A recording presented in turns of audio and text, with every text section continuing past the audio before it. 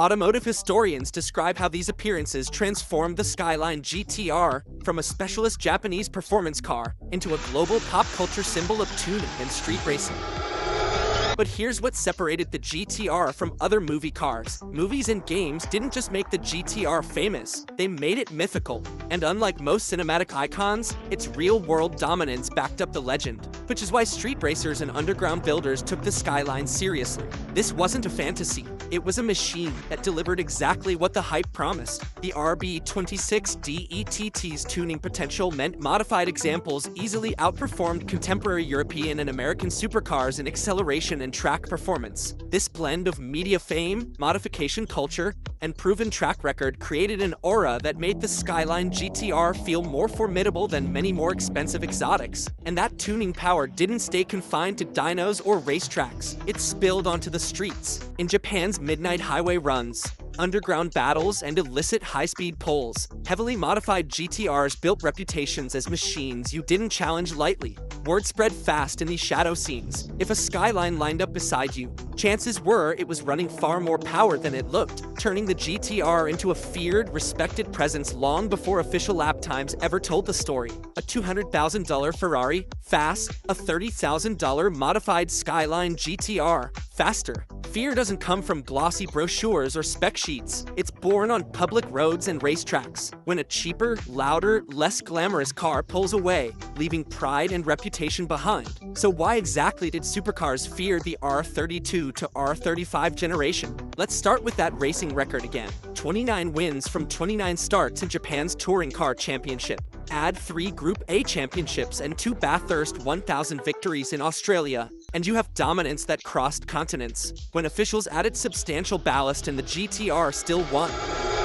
That showed how far ahead the underlying engineering truly was. But then Nissan did something even more disruptive.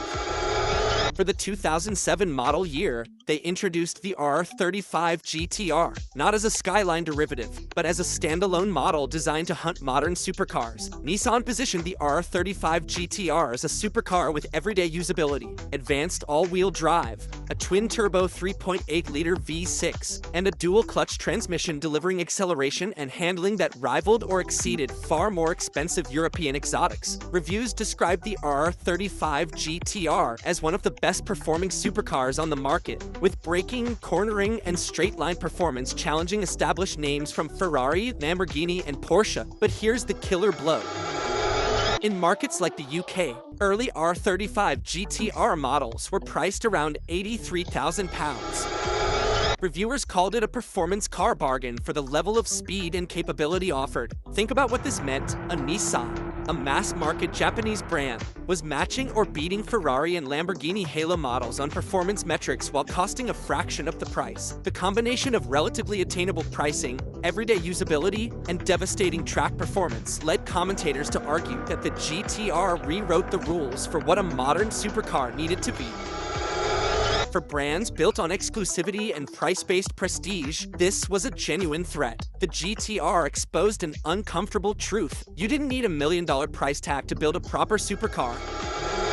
You needed engineering excellence, advanced technology, and a commitment to performance above prestige. The GT-R delivered all three at a price that made traditional supercar makers look vulnerable. So where does this story end? Nissan's own retrospectives describe the R32 Skyline GT-R as the real precursor to the GT-R of today. Its all-wheel drive and RB26DETT engine created the template for later GT-R models. The evolution from R32 to R33 to R34 refined this recipe with better stiffness, improved aerodynamics, and more sophisticated torque distribution systems, all while preserving the core concept of a technologically advanced all-wheel drive coupe. When Nissan launched the R35 GT-R, they deliberately separated it from the Skyline nameplate. But did they abandon the philosophy? Absolutely not. The R35 retained everything that made the Skyline GT-Rs legendary: cutting-edge engineering, all-weather usability, and extreme performance.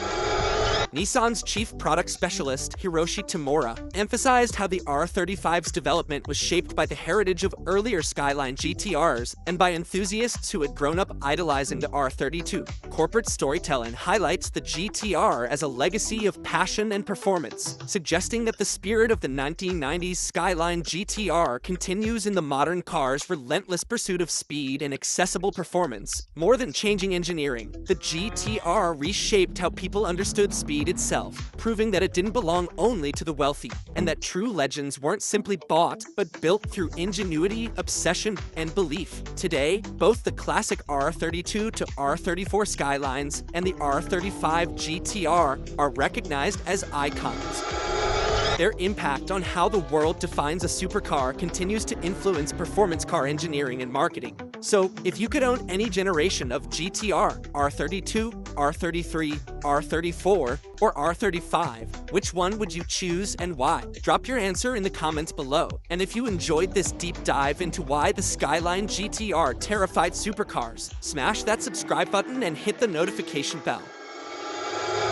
We're just getting started with legendary automotive stories. And speaking of legends, make sure you watch our previous video on how a failed car became a $200,000 icon, the Toyota Supra. Trust me, that story is just as wild as this one. Until next time.